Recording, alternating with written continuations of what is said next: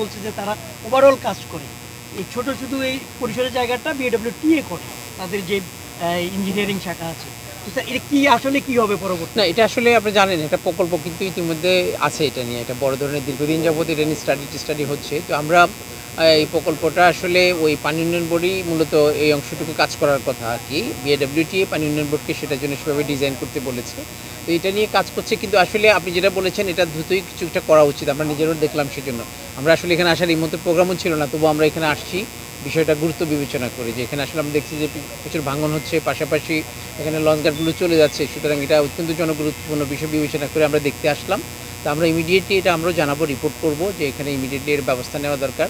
আর এটা নিয়ে ওই প্রকল্পটাই হয়তো আবার নতুন করে আমরা আরেকভাবে ডিজাইন করে যে কীভাবে ঘাটটাকে রক্ষা করা যায়। কারণ এখানে আমরা জানি এখানে এই জেলা এদিকে যে সমস্ত জেলাগুলো যোগাযোগের এটা একটা বড় মাধ্যম। আর এখানে আপনি যেটা বলেছেন আমরা নিজেরাও মনে করি যে এই বালি টালিগুলো এখান থেকে হয়তো সরিয়ে নিলে এটাও একটা বড় ধরনের এখানে ঝুঁকির কারণ তৈরি করছে কিনা সেটা আমরা পরীক্ষা করে দেখব।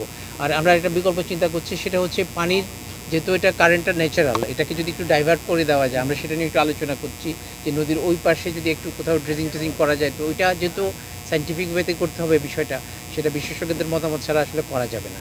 যদি এই ক্ষেত্রে আমরা এখন দেখতেছি পুরো কারেন্টটা এই দিক দিয়ে আসছে, তো এটাকে যদি আমরা একটু নদীর মিড স্ট্রিমে বা আর একটু ওই পাশে ডাইভার্ট করে দেওয়া যায়, সেক্ষেত্রে এটার উপর প্রেশারটা যাতে কম হয় সেটার জন্য কাজ করবে। আমরা নিশ্চয়ই ঢাকা গিয়ে এটা বিষয়টা অবগত করবো এবং জানাবো দ্রুত যাতে বিষয়টা অ্যাড্রেস করে।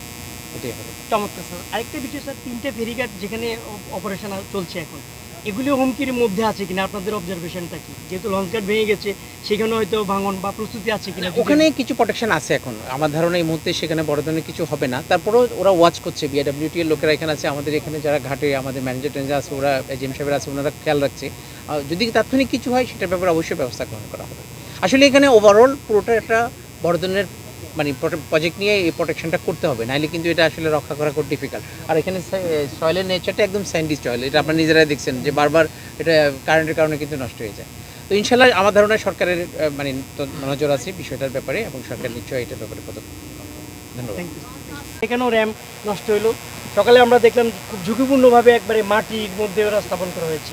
আচ্ছা, আসলে এখন এই যে লঞ্চ ঘাট উদ্ধারে আপনাদের কি কি ব্যবস্থাপনা? বলো বলো।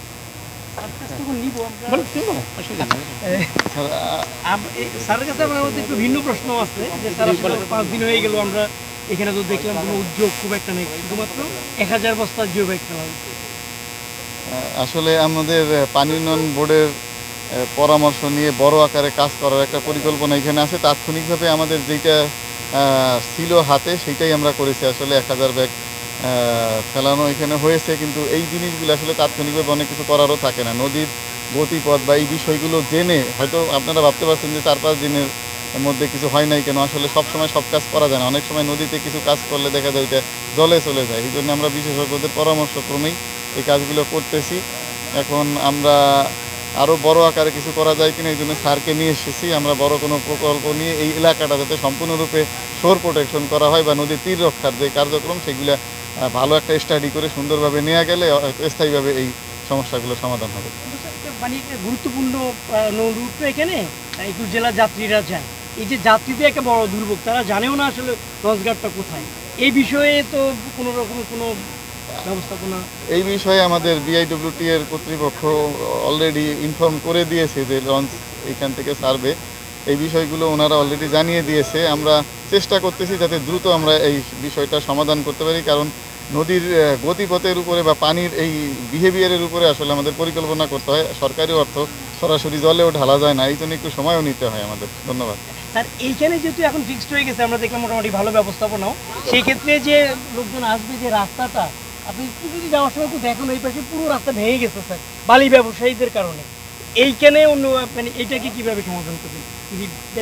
এই বিষয়টা আমরা বিআইডব্লিউটিকে বলে দিয়েছি, যেহেতু এটা ওনাদের কমান্ড এরিয়া, জেলা প্রশাসনের কমান্ড এরিয়া না বিআইডব্লিউটি এর, ওনারা দ্রুত ব্যবস্থা নেবেন এবং আমার কাছে মনে হচ্ছে যে ওনারা আজকেই ব্যবস্থা নেওয়া শুরু করবেন। ধন্যবাদ। Thank you.